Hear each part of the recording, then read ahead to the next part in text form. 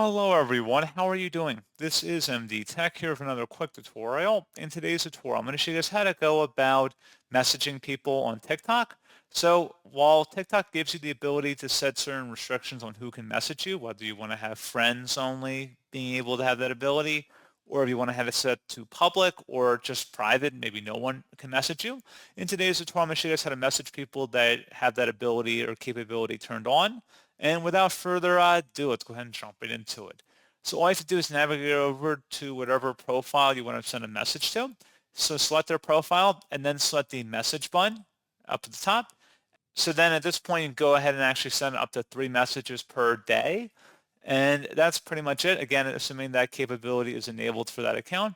So pretty straightforward process. And as always, thank you for watching. I do hope I was able to help you out. And I do look forward to catching you all in the next tutorial.